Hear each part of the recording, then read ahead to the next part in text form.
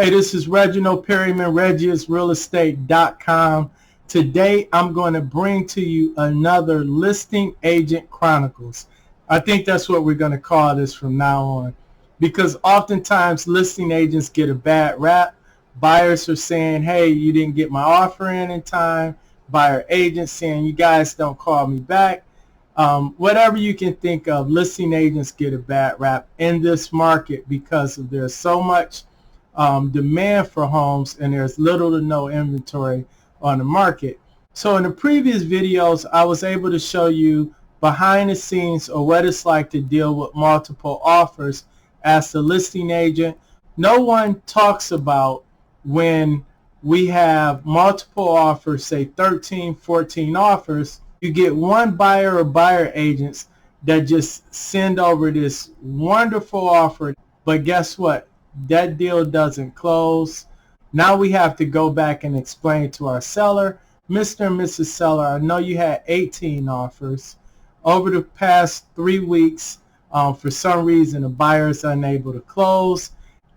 I'm going to show you guys up front and some behind the scenes on what one of those offers look like when someone overpromised something to get an offer accepted, but at the end of the day, they don't close. So let's take a look here.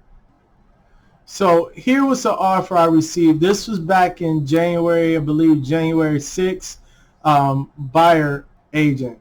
Hey, Reggie, super excited. Buyer loves the home on North Lawn. They went above asking price. So here's the sauce. So you layer one tactic on top of another. So you give an escalation clause, which they have. We will beat any offer up to this amount, meaning that if we were listed at 160, then the buyer had an escalation clause stating that they'll beat any offer up to 170. In this case, they had a $2,000 appraisal guarantee. If the home doesn't appraise, we're still willing to pay $2,000 above appraised value. Of course, their EMD. Keep this in mind. You're going to see the words, my client is pre-approved, which if they wasn't pre-approved, we probably wouldn't entertain their offer to start with.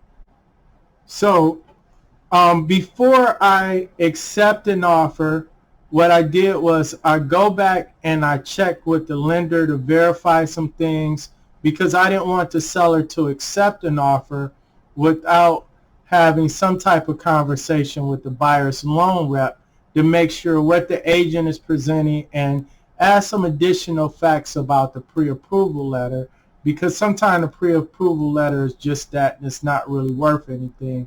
So there are some qualifying questions we asked the lender. So as you can see here, agent responded. Sounds like you were able to connect with the lender. And they're also sending over the EMD. Now you can see here, this was over the course of 3 days. Remember, we started this process January 6th, January 9th. Basically, the agent was sending the bottom line PA. We also wanted proof of funds showing that they had the additional funds to cover their down payment and any appraisal guarantee that they offered.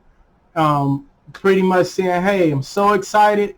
The buyer is able to close, and you know, all the excitement in the world was there. This was as of January 9th. Now, a couple of days later, we get to the inspection period. So at this point in time, we had some private inspection was completed, and buyer says, hey, there's a few items we would like the seller to fix. Seller said, no problem, we'll get these done.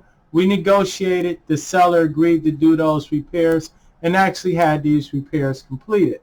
Now we're 6 days in, private inspection was complete, everything was done, seller agrees to everything.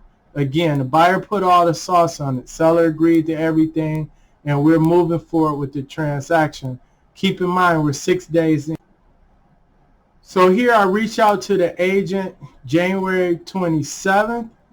We're about 21 days into this transaction, and I basically asked, hey, Christian, any word on the appraisal? Typically, an appraisal will be ordered probably within the first 10 days of a transaction. So this was like my first red flag to say, hey, something's going on here, so let me check it out. So here we are, agent response 1 day later, so we're on the 28th, we're 22 days in. We did hit a hiccup. This is the response from the buyer's agent after asking about the appraisal. We did hit a hiccup on the loan. We're working like a dog over the past couple of days to get this going. They're exploring every option at this point. But wait a minute. The buyers pre-approved. They offered above asking with an escalation clause and an appraisal guarantee.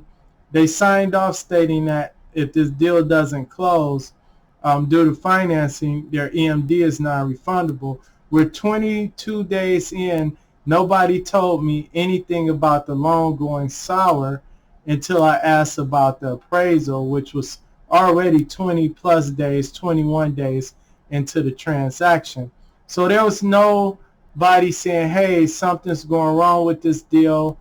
Maybe your seller might want to reconsider, or we need to work on some things here. But let's move forward. So after it's all said and done, the buyer ended up changing lenders. So the buyer requested an extension. I actually had to speak with the new loan rep and confirm some things. And in this particular case, the seller said, I'll do a 30-day extension if the buyer puts an additional $500 EMD on deposit with the title company. But this time we want to make sure the appraisal is ordered within 7 to 10 days.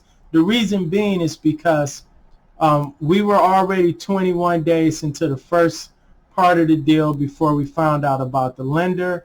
But again, even if this buyer could fix their financial situation with the new lender and the new lender can get them approved, we still don't have an appraisal to even know if the property was going to appraise at value.